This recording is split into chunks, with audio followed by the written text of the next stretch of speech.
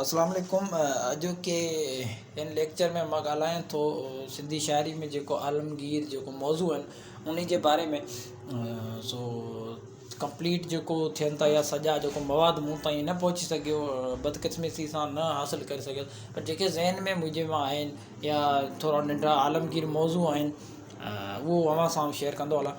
त सिंधी शाइरी में जेको आलमगीरियत आहे उहो असांखे क्लासिकल शाइरी में मिले थी, बाबा भिटाई खां, भिटाई ॻोठ खां। क्लासिकल शाइरी में बि असांखे आलमगीरियत मिले थी।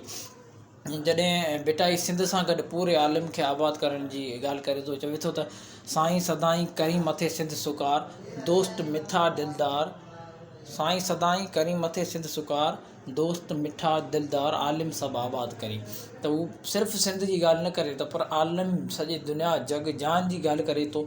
त इहो आलमगीर मौज़ू असांखे भिटाई खां मिलनि था। या वरी सुर सारंग में जेकॾहिं भिटाई ज़िक्र करे थो सिंध जो, सिर्फ़ु नथो करे, उन सां गॾु मग़रब या इस्तंबुल चीन उनजो ज़िक्र करे थो। त इहो आलमगीर मौज़ू असांखे भिटाई जी शाइरी खां बि मिले थो।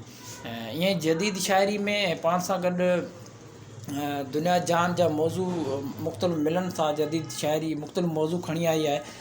जीअं शेख अयाज़ दुनिया जे मज़दूर तबिके जी नुमाइंदगी कंदे चवे थो त दुनिया जे कंहिं बि कुंड कुड़िछ में किथे बि जॾहिं मज़लूमनि ते ज़ुल्म थियो आहे, मूं ईअं सम्झियो आहे ॼण सभु मूं ते ई थियो आहे। त शेख अयाज़ जदीद शाइरी जो हिकिड़ो वॾो शाइर जंहिंखे बानी में सॾूं था काफ़ी हद ताईं जदीद शाइरी तो, त उहो ईअं चए थो त कंहिं बि ज़ालिम मज़लूम ते ज़ुल्म कयो आहे त मूंखे ईअं लॻो आहे त ॼण मूं ते ई ज़ुल्म थियो। इहो हिकिड़ो आलमी सतह जो या आलमगीर मौज़ू आहे।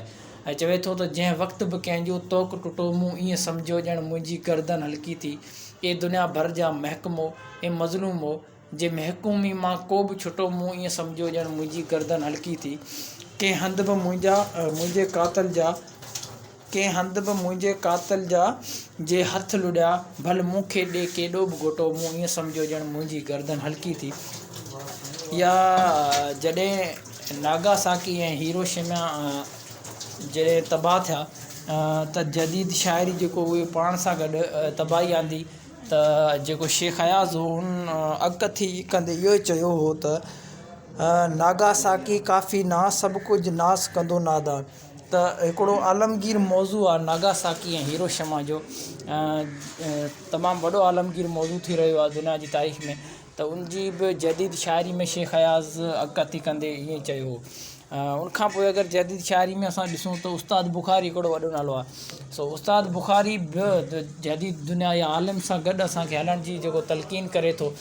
चवे थो त छो किथे रुकजूं रफ़ीक़ो, इर्तिका रुकजे नथी, ज़िंदगी जी आरज़ू में जुस्तजू थकिजे नथी, साथियो संदरा ॿधी हलंदा हलो वधंदा हलो, पाण छो बीह रहूं दुनिया जॾहिं बीहे नथी। त इहे चंद आलमगीर मौज़ू आहिनि क्लासिकल शाइरी खां वठी जदीद शाइरी में ई। ऐं क्लासिकल शाइरी में भिटाई ॻोठ काफ़ी आलमगीर मौज़ूअनि खे उजागर कयो। उनखां पोइ शेख अयाज़ ऐं उनखां पोइ उस्ताद बुख़ारी। त ज़हन में इहे ई